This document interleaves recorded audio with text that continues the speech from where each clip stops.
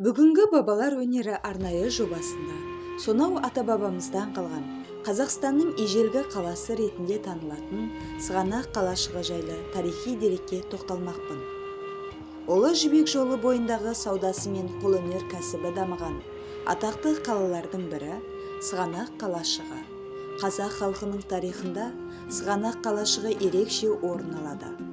Сығанақ қаласының атауы 10 ғасырдан бастап түркі және парсы-араб тарихшыларының Мұхаммед Джувейни, Махмуд Қашқари, Фазлаллах ибн Рузбихан, Әбу Шама әл-Мақдиси жазбаларында кездеседі. Орта ғасырлық деректерге қарағанда, қала 11-10 ғасырлардағы Қыпшақ хандығының, 13-14 ғасырлардағы Ақ Орданың, 15-17 ғасырлардағы Қазақ хандығының елордасы болған. Түрлі тарихи кезеңдерді басынан өткізген қала 18 ғасырға дейін өмір сүргені мәлім. Ал Қазақ хандығын құрылғанда Түркістан қаласымен қатар осы Сығанақ қаласы Қазақ жерін басқару орталықтарының біріне айналды. Бұл қала жөнінде тарихи деректер өте көп. Солардың алғашқысы 10 ғасырда өмір сүрген араб географы әл-Мукаддаси еңбегінде кездеседі. Ол Сығанақты отырармен кіндігі бір егіз қала деп көрсеткен. Махмуд Қашқаридің 11 ғасырда жазылған Диуани Лұғат ат-Түркі атты 3 томдық еңбегінде Сығанақ оғыздардың қалаларының бірі деп жазылған. Сығанақ қаласы 11 ғасырда Қыпшақ мемлекетінің саяси әрі мәдени орталығына айналған. Қала тұрғындары суармалы егіншілікпен айналысқан.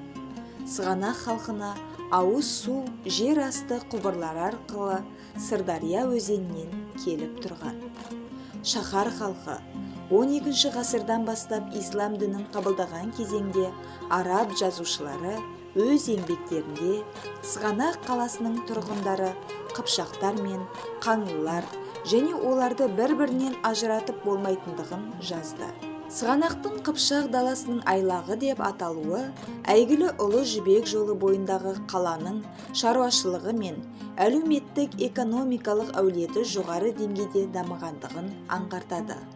Сығанақ қаласы өз заманында мәдениеті өркендеген, өнері өрістеген ірі рухани білім орталықтарының бірі болды.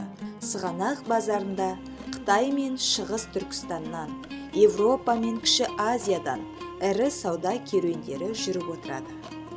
Қанша кезең өтсе де, Сығанақ қаласы туралы тарихи деректер маңызын жойған емес. Сығанақ қаласын бүгінгі таңда археолог ғалымдар зерттеп, тарихын қайта саралап жатқандығын айта кетуіміз керек. Сығанақ қаласы қазақ тарихында ерекше орын алатын киелі жерлердің бірі.